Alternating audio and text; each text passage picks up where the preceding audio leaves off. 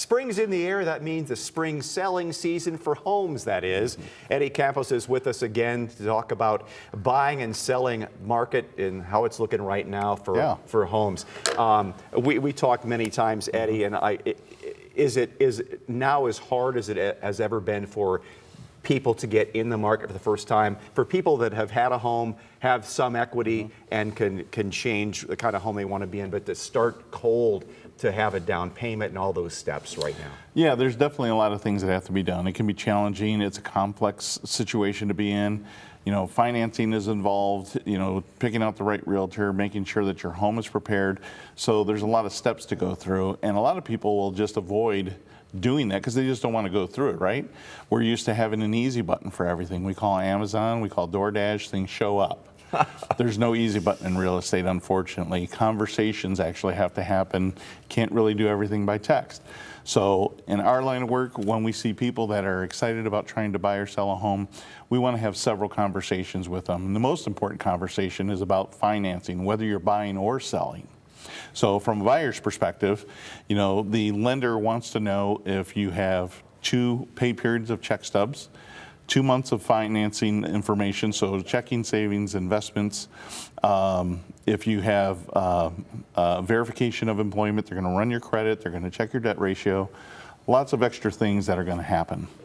But the most important thing is the lender's going to have a conversation with you, because one of the things they're going to ask you is, do you have any other extending investments, any other obligations that are financial that we need to talk about?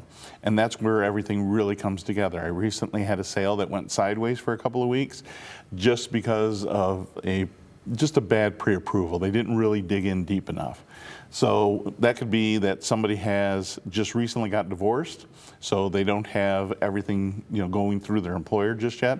There could be spousal support. You could have student loans that are in deferment. There's a lot of extra things that could be going on. So a good lender is going to make sure they get through all those basic things, but also have a really heart-to-heart conversation with you to make sure we don't have anything that's going to show up in the 11th hour, because at that time, nobody's happy when that happens. So getting your taxes done is child's play compared to the procedure you go to buy a house. Absolutely, and that's the important part of what a real estate agent does and what a good lender does. We're there to handhold you through this process. So it's not like we just tell you to, you know, here you go, we're going to kick you out of the nest. We're there to handhold you through the entire process. And I try to prepare my clients as best I can for anything that should typically come up, but it doesn't protect you from everything that could possibly come up, because every year, and even with my real estate friends that I talk to, there's always something unusual that pops up. It's like I would have never thought that would happen. It's been kind of a bumpy ride the last couple of years or so with the higher rates. Yeah. I see the numbers here, but time on the market still 72 days. It was 70 before. Home sales have fallen a little bit year over year. Average sales price is up. Yeah, good news for sellers. But still, as far as, you know, now that we're seeing a little bit of a stabilization of interest rates, and maybe they'll keep going down. Yeah. What do you foresee in the next 12 months? What we foresee is that pent-up demand is there. Interest rates are somewhat stable. We're staying in that 6.5% to 7% range. We're hoping and praying that things continue to go down.